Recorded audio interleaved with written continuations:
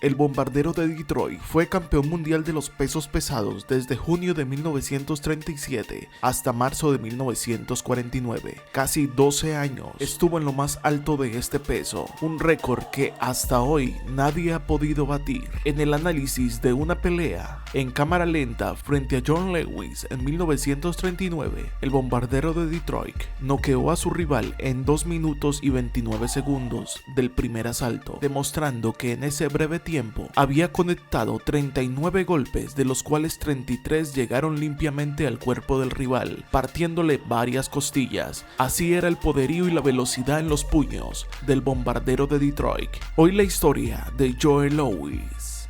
Wearing black trunks, the famous Detroit Road Bomber, world's heavyweight champion, Joe Louis. Joseph Louis Barrows nació el 13 de mayo de 1914, más conocido como Joe Louis.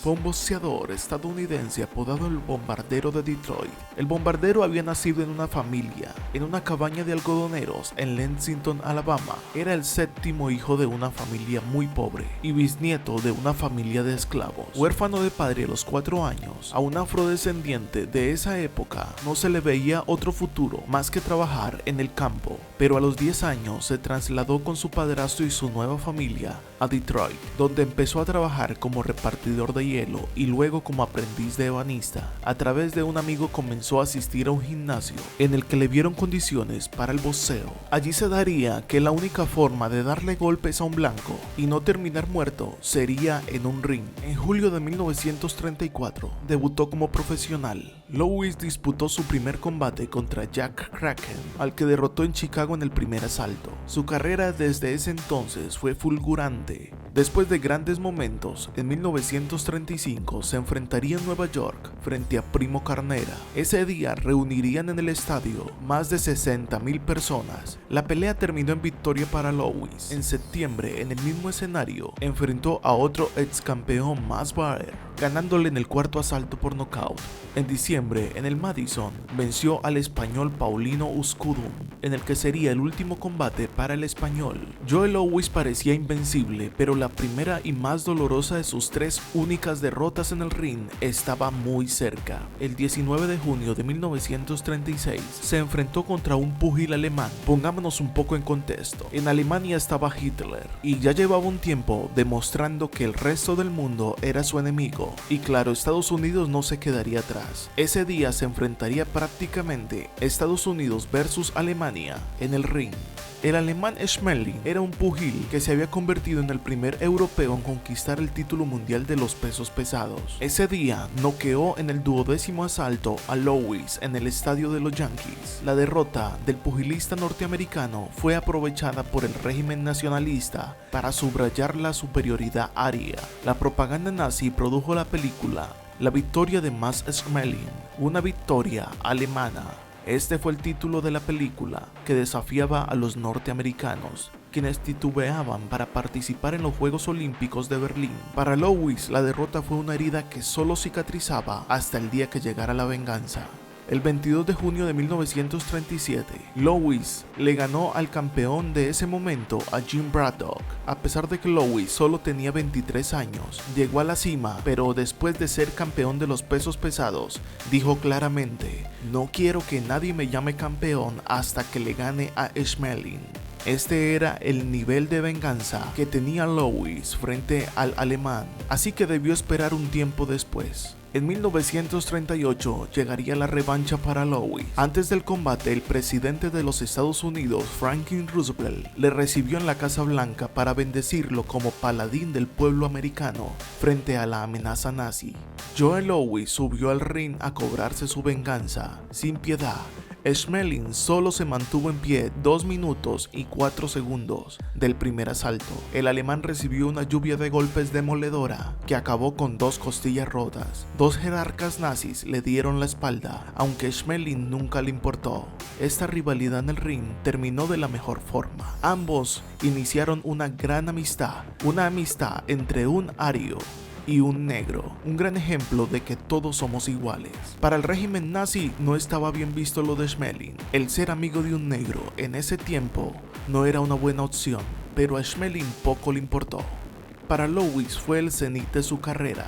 Recibió la admiración de todo Norteamérica, especialmente de la población negra, huérfanos en aquel entonces de grandes ídolos. Aquella noche todo Nueva York salió a la calle para celebrar la victoria del imbatible Louis. Todo ello a pesar del perfil discreto del boxeador, apegado a la imagen del buen negro, que obtenía éxitos deportivos pero no cuestionaba la discriminación racial de una sociedad que no le admitían en un hotel o un restaurante para blancos. Irónicamente, los blancos también celebraban la victoria de un negro, pero no lo dejarían entrar a sitios donde no se permitieran negros. ¡Qué ironía! Después de la pelea con Schmeling, Louis ejerció un dominio avasallador en la categoría de los pesos pesados. Este dominio no tiene parangón hasta el día de hoy. Fueron 17 victorias hasta 1942. Cuando ingresó al ejército, donde fue profesor de educación física, realizando demostraciones por todo el país. Allí le serviría de inspiración a un joven negro que vendría a ser llamado posteriormente el mejor boxeador de todos los tiempos. Me refiero a Sugar Ray Robinson. Acabada la guerra, defendió 4 veces más el título mundial, hasta que en 1949 anunció su retiro como campeón invicto, durando así más de 11 años campeón mundial. Claro, la Segunda Guerra Mundial le ayudó un poco a sostener este récord, pero tuvo muchas peleas en las cuales no pudieron quitarle el título. Después de que le sirvió tanto a los Estados Unidos en el ejército, el fisco dijo que le debía mucho dinero, así que se vio obligado a volver a pelear. Volvió, pero Rocky Marciano lo molió a golpes. En aquella pelea, Rocky Marciano casi envía para la casa de un golpe a Joe Louis, hasta lo sacó del encordado. Esta sería la última pelea como profesional de Louis y Rocky Marciano terminaría llorando, pues aunque había ganado, sentía la tristeza de ver el ocaso de uno de sus ídolos. Rocky Marciano tenía como referente a Joe Louis. You can see that Louis is in trouble. He's hurt. Marciano pitching with everything he's got. Backs his man to the ropes to finish him off. Now watch. A left. Another left crumples Louis. A blazing right. And Louis sails through the ropes.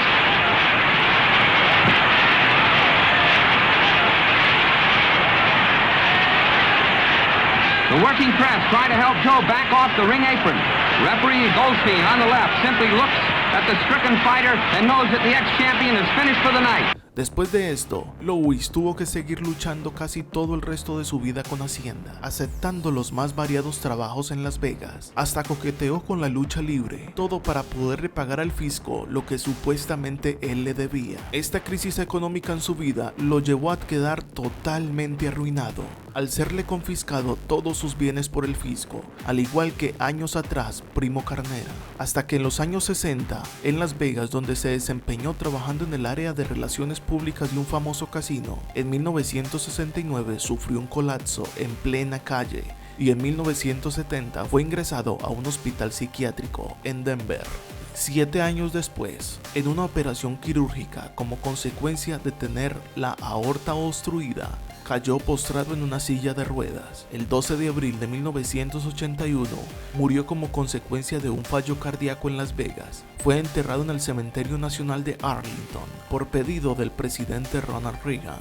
¿Y quién costeó todos los gastos de la enfermedad y del entierro de Louis? Pues sería el gran rival que él tuvo en el boxeo, su gran amigo y alemán Max Schmeling, quien lo cuidó y le ayudó hasta el fin de sus días. Louis disputó un total de 70 combates, de los cuales 66 victorias, un empate y solo 3 derrotas. Así terminaría la historia del hombre que le devolvió la esperanza al pueblo negro de los Estados Unidos, pues hacía muchos años que un afrodescendiente no lo dejaban ser campeón mundial. Y digo que no lo dejaban porque así era, habían buenos peleadores, pero no se les permitía a los negros alcanzar grandes títulos. Louis jabbing, but it's purely defensive. He's flat-footed, tired. As he's driven back to the ropes, a favorite maneuver of Marciano's, one he's been using to good advantage throughout the fight. Marciano exerting more and more pressure as he moves in for the kill. Rocky about to glance a right off Louis' jaw. And see how quickly he moves in, giving Joe no time at all to catch his breath. Si te gustan las historias, suscríbete a Culturízate, dale like a este video si te gustó, visita nuestro segundo canal, se llama Culturizados, te dejo el link en la descripción. Bye.